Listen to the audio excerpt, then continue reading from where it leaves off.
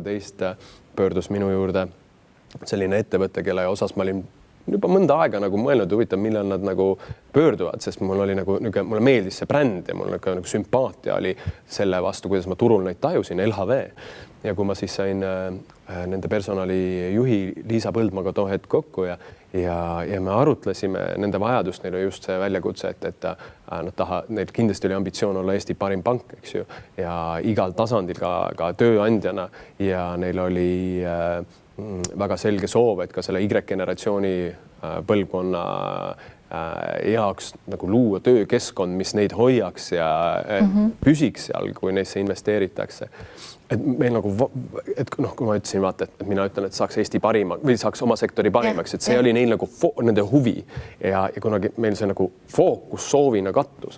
Ja nüüd ma mõtlengi, et täna on siis kuskil 80 juhti, keda või natuke rohkem, kellega ma olen koostööd teinud sealt. Me leppisime too aeg kokku, et äge oleks saada parimaks. Siis esimene asi, mis juhtus neil, oli see, et sest ma olen ka töötanud 300 LHV töötajaga, kes on teenindavas rollis ja muudes rollides.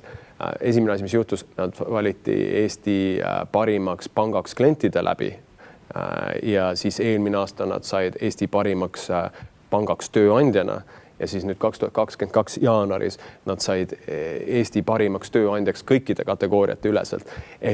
Ja nad kasutavad seda sama loogikat, mida me sinuga siin räägime, et kõik nende juhid saavad konstantset tagasisidet oma inimestelt, kuidas nende inimesed näevad nende vajalikkust.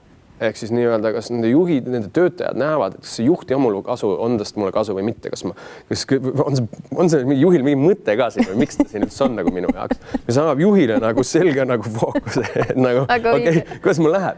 Kusjuures kõige ägedam ongi see, et kui Gallup nagu ütles, mul on see nii, sest vaata, minu töö on see, et ma ise kõige rohkem oma töös naudin õppimist, info süstematiseerimist, eks ju. Ja siis ma otsin nii-öelda neid innovaatoreid, kes on valmis selle praktikasse rakendama ja seetõttu, kuna tulemus ei tule ju koheselt, et see nõuabki tihti paar, 2-3 aastat, et see kõik hakkaks reaalselt su joonealuses numbris olema. Et siis mul on nii põnema, et see LHV nii tõsiselt selle kõik ette võtnud on, sest kuna neil on, ütleme siis 80 juhti, kes seda tööriista kasutavad. See on päris palju ikka. See on hästi suur, vaata statistikaga, ma ütlen nüüd Eesti kohta. See on ikka päris palju. Siis kuna mida siis kokkuvõttes see mõõdab, mida me mõõdame? Me mõõdame kokkuvõttes inimeste pühendumust ja pühendumus inglise keeles tähendab originaalis, ei tähenda commitment, originaalis on sõna engagement. Ma ei tea, kas me rääkisime sellest sinu eelmises selles intervjuus, kui me rääkisime, aga engagement tuleb sõnast engagement ring nagu kihlasõrmus, eks ju. Ja kihlumine on hästi spetsiifiline hetk ju inimeste elus, kui see ei ole sunnitud, siis mida Eestis enamasti ei ole, siis see on ikkagi nagu meil, kui sa kedagi endale kaaslaseks palud ja see kellelegi jaa ütled, siis sul on teatud emotsionaalne, see ei ole neutraalne otsus. Et sul on siiski nagu kõrgendatud usk ja ootus sellesse liitu. Ja originaalis see engagement tähendab siis töö kontekstis sama, et mul on nagu kõrgendatud usk sellesse liitu selle tööandjaga.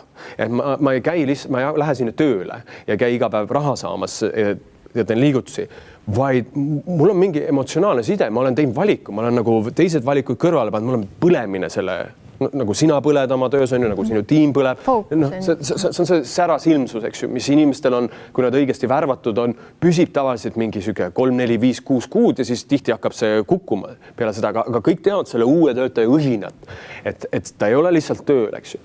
Ja nagu Gallup on öelnud, et kui sa suudad hoida oma inimesed selles õhinas, siis sinu tiim, ma ei räägi ettevõttest, sinu tiim on kasumlikum, kliendirahul on suurem, voolavus on väiksem ja produktiivsus on suurem.